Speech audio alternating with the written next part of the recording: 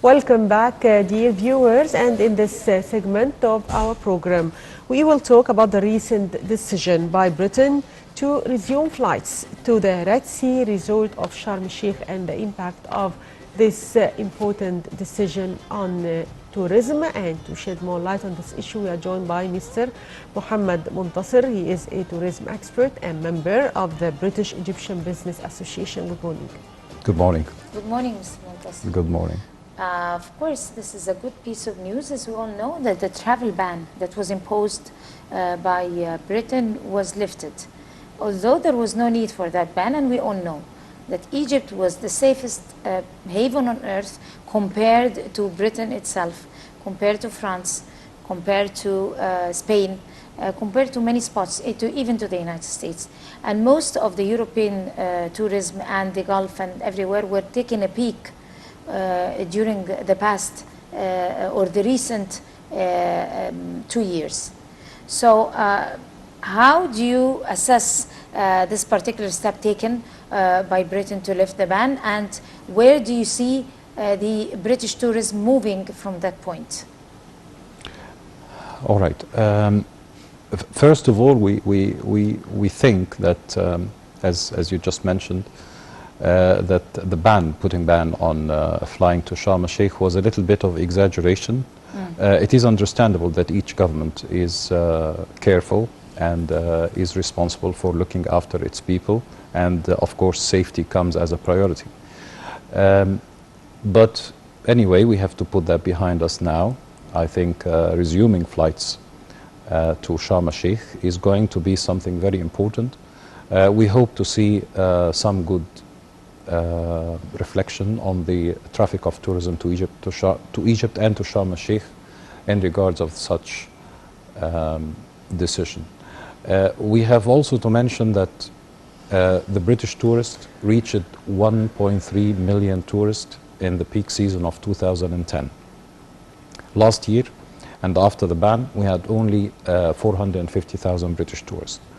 Out of the 1.3 million tourists that visited Egypt in 2010, 65% visited Sharm el-Sheikh.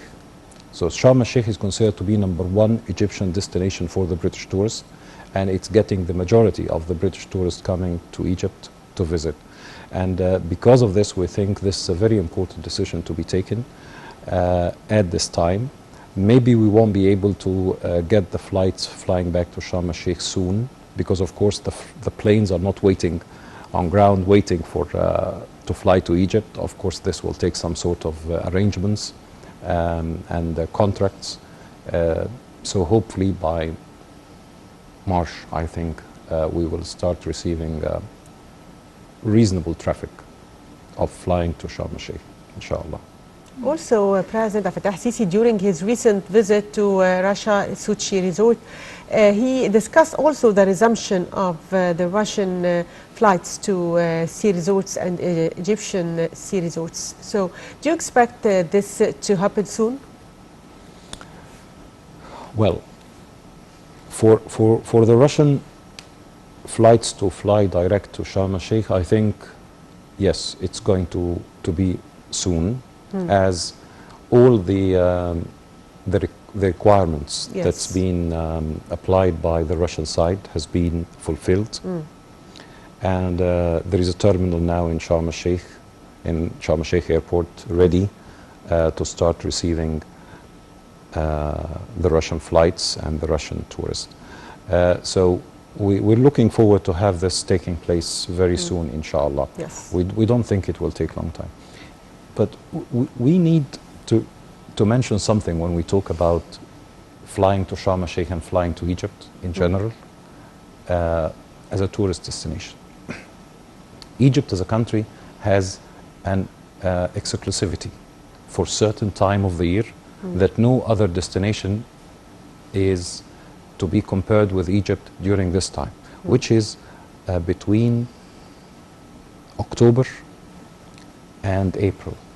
During this period of time, each year, Egypt is considered to be the only destination with such hotel capacity, sorry, Yes. with such hotel capacity that you can fly to do beach holidays. Because if we look at the map of the countries or the destinations within the range of 4.5, 5 hours maximum, flying from Western Europe, which is the biggest market where we market our destination as Egypt. It is only Egypt that you can fly to for a beach holiday. You can't go for a beach holiday in Alexandria on the Red Sea, for example, in October and November, because it's cold. And of course, with this sort of look at the beach holidays destinations, you can't go to Turkey, you can't go to Tunisia, you can't go to Israel, but you have to go further south. So that's Sharm el-Sheikh and Hurghada.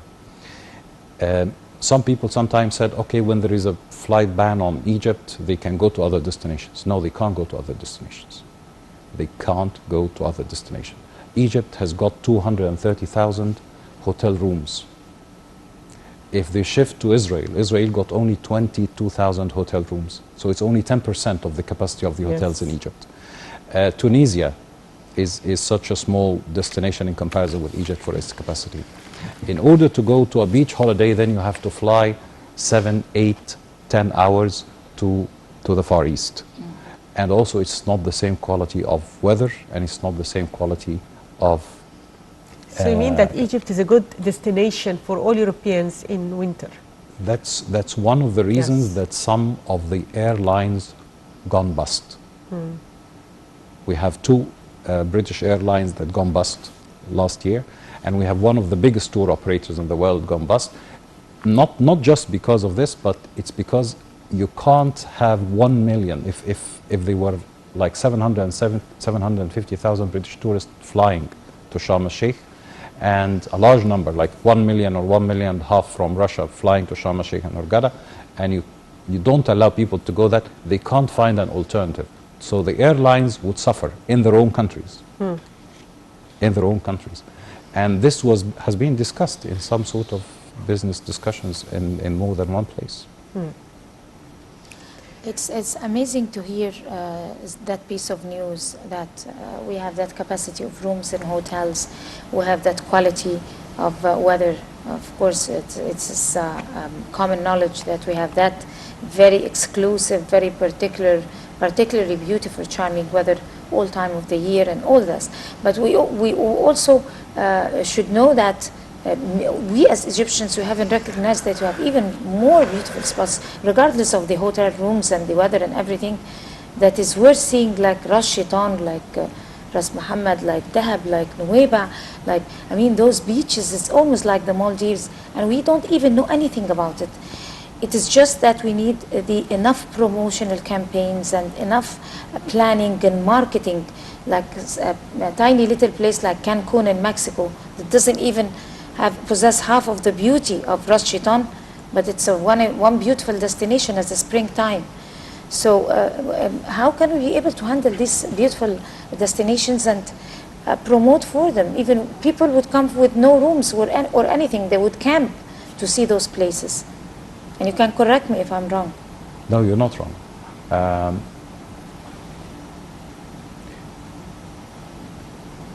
We can't deny that Egypt is a very special destination for its tourist resources. Talking about the pyramids, the archaeological sites, the beaches, beautiful places like Ras Shaitan and others, Dahab, Nuweiba, all of these fantastic places that you can make a holiday at. But we must say, or we have to accept that so many places in Egypt and so many of such tourist destinations are still under development. It is not properly developed. We still have a need for more infrastructure, connectivity, so you can actually travel from one place to another smoothly, with the transportation means in place, with the quality expected by the tourist. We need to look more at Egypt to become a tourist state. Egypt is a country who has an excellent product for tourism. We own an excellent product of tourism, but we are not a tourist state. We need to be a tourist state. Tourist state is the state where everything and every aspect of life in this country is tourist friendly. Is tourist Friendly. friendly? So we need to have tourist friendly transportation, tourist friendly airports, tourist friendly people, tourist friendly security, tourist But there is no friendly doubt that we're tourist friendly hygiene, people. You know, so every aspect of life, and this is what Egypt is lacking. And But we have Egyptians to are accept tourist friendly people. They're over friendly, by the way, just like the Italians. that. Yes, but to a certain extent, we still need a bit more of awareness of how to deal with tourists by everybody. And at this point, we still need a lot of work to be done. We still need a vision to move the country. Because what we do in Egypt is, if you go to any foreign country, like Spain, Britain, Germany, Italy, USA, you actually, once you get out of the airport, do you use a mean of transportation different to what the British people use? No. You get on the same bus the British people use. In Egypt, you don't. So Do you that go- they do use you the go- London cab. Do you go to a restaurant where the local people of that country you visit go to? No. They go to the same restaurant where everybody in France go to. In Egypt, we get the tourists and we put them in a bubble, like Sharm el-Sheikh or Gada. We actually try to separate them from the environment in Egypt because it's not yet developed to the quality expected by the tourist. This is a very important difference that we all have to work on, that we as a state, as a country, have to work on, making Egypt more tourist friendly. Every aspect of life have to be tourist friendly. And without that, there is a big gap between the capacity or the ability of Egypt, the capability of Egypt as a country, and countries like the countries we compare with sometimes. If we just get a piece of information like United States is #1 country in the world for the income of tourism last year, 214 billion US dollar. 214 billion US dollar is the income of United States from tourism. The second is Spain, 76 billion. Then France, 69. Britain, 52. Germany, 49. You know, so what does Germany have in comparison with Nothing. Egypt? But it has a tourist-friendly state. It has activities. It has events. And it has ideas. conferences. It has an infrastructure where you can just go and visit a modern country, modern cities, and enjoy doing business, enjoy visiting museums and so on. We need to look at this side of the tourist business. Improving services, maybe you mean improving services offered Infrastructure, to services, tourists? everything. So, sir, how do you evaluate efforts by the Ministry of Tourism to promote Egypt abroad? And they actually adopted many initiatives to achieve this target. How do you evaluate this? Of course, it's been very good. It's been Yes. almost excellent. We have many exhibitions for King Tut in different countries, and actually they are doing a good job in promoting for Egypt. What do you think? For Egypt to manage to recover Yes. from this very difficult period since Yes. 2011 and get to nearly the number of tourists we made in the peak year 2010. So last year we're almost there. We're getting 11.6 million tourists. I think there's a great achievement, and it wouldn't have been done without an excellent effort done by the Ministry of Tourism, Yes. being present in all the big tourist shows around the world, ITB, World Travel Market, etc. And I think within few days, just 4th of November, we have the World Travel Market in London, and Egypt has big stands and the good Yes. existence. So it is actually a collective work led by the Ministry of Tourism. We can't deny that, and it's not fair that we say that, but also great effort done and money spent and invested in marketing by the private sector. You know. Right, that sounds very good. And since my dear colleague Shireen Adel have talked about the Ministry of Tourism and the efforts exerted and all that stuff, we need also to talk about the documentaries or the promotional campaigns created. Could be by the ministry or something related to the Ministry of Tourism, like People to People and Mega. Those movies that were created by someone who has ideas. You were talking about the friendly tourism and that particular spirit and concept, but also we should talk about ideas, youth with ideas, or people in the business with ideas. Ideas can spark wonders. When we have ideas and we don't have the means, we can still set our feet on real ground and compete with others. So do you agree or you don't agree? Absolutely, absolutely. We need innovation. We need innovative sort of ideas and initiatives. And I think also what you just kindly mentioned, one-to-one initiative Yes. of doing like direct contact between the Egyptian people and their friends abroad, try to send a positive message about Egypt and security level that's been achieved lately. This is all very positive and it helps a lot. Working always on the image of Egypt. The image. Actually, tourism is an industry that has a financial and economic impact, as well as political and influential impact of the state. People see Egypt through tourism worldwide, and this is something also we have to concentrate on. So of course anything that would raise the image of Egypt across the board is essential, and we have to work hard on, and it's really appreciated by the sector, all of the initiatives that's been done so far. So, sir, also, what is the message given by this decision to the whole world? It is several messages. Number one, that the level of security of Egypt is being back to the Yes. quality trusted by everybody. Number two, it is the time for more people to visit Egypt. Number three, it is also something or a good message to say that Egypt is a place where you can invest. Yes. And it's open for investment, especially invest in tourism.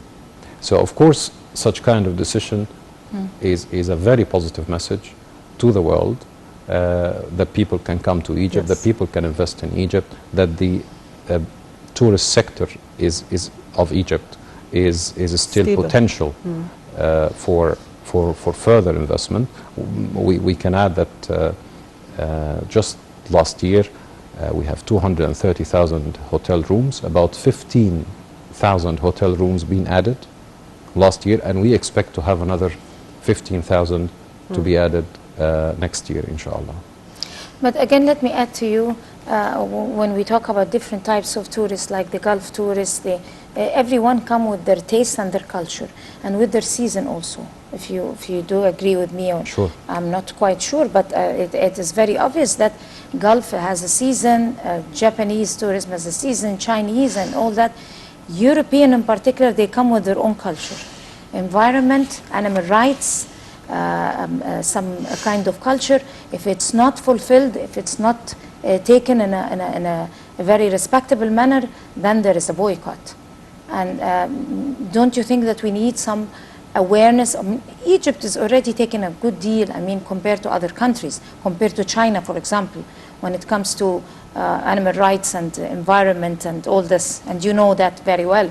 But still we do need to maybe spare some efforts to promote some awareness campaigns to promote environmental awareness among Egyptians in front of the European tourists, and animal rights awareness and all that, so that that particular culture could be reflected when the European tourism is flocking to Egypt? Yes, we have to. Everything of what you mentioned. Speaking about the British tourism. Is an important point. Britain in particular. Exactly, the British, the Germans, they and they the even Western label Europeans. the makeup products and all the products as not animal tested. So the Europeans are quite sensitive on the way animals are treated, and sometimes treating animals like horses, for example, horse and carriages and things like this, we receive some comments that they are not happy by the way the horses are treated, and it should be treated in a much better way. And we take that in consideration, and we also try to raise the awareness amongst the horse and carriages drivers in different parts of Egypt, and I think now they are receiving some training in Luxor and Sharm el-Sheikh, especially for the point you kindly mentioned, that yes, these people are not accepting to see the animals treated in any way or any manner which is not... and environment in general. Environment. This is a different issue. We have some difficulties in some parts of Egypt, especially the cities, regarding pollution and things like this, which is also will take some time. But the places where tourists normally go to, like Sharm el-Sheikh, Hurghada, Luxor, Aswan, and we don't think there is much of environmental issues to worry about. It's just a big city like Cairo.